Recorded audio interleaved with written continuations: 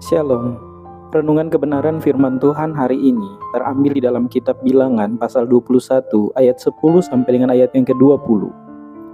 Judul renungan hari ini, Menggali Sumur.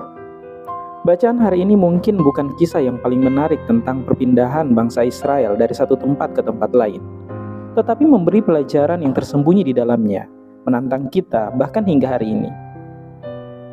Akhir perjalanan bangsa Israel semakin dekat, dan Tuhan akan membawa mereka ke dalam konflik dengan penduduk negeri itu. Sebelum Tuhan melakukannya, Dia memerintahkan Musa untuk mengumpulkan semua orang agar Tuhan dapat menyediakan air bagi mereka. Tempat Tuhan memanggil mereka dikenal sebagai Ber. Dalam bahasa Ibrani, Ber berarti baik. Kita pertama kali diberitahu tentang tempat ini dalam Kejadian 16 ayat 7 sampai dengan 14.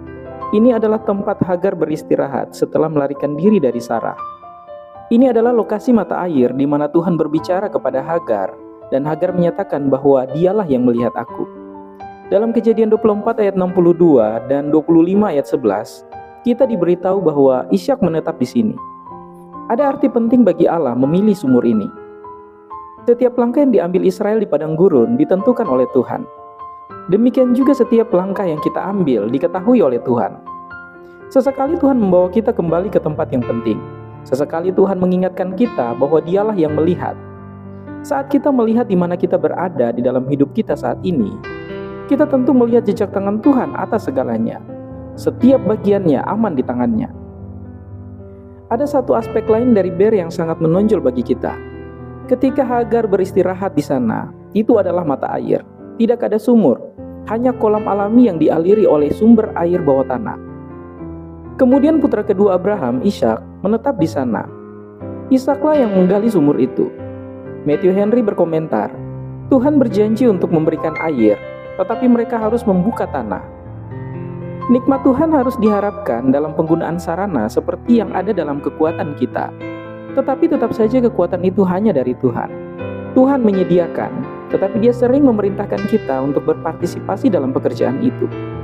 Efesus 6 ayat 10-11 mengatakan, akhirnya hendaknya kamu kuat di dalam Tuhan, di dalam kekuatan kuasa-Nya. Kenakanlah seluruh perlengkapan senjata Allah, supaya kamu dapat bertahan melawan tipu muslihat iblis. Kita dapat melakukan lebih dari yang kita pikir kita mampu, ketika kita bersandar pada Tuhan dan bergantung pada kekuatan-Nya. Ya, Dia menyediakan apa yang kita butuhkan, tetapi itu mungkin tidak terlihat secara kasat mata.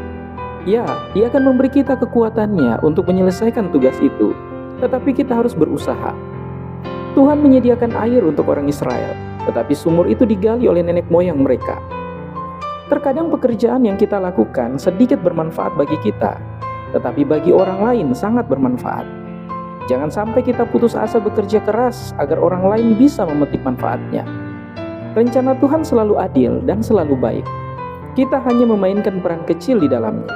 Kiranya Tuhan Yesus menolong dan memberkati kita semua.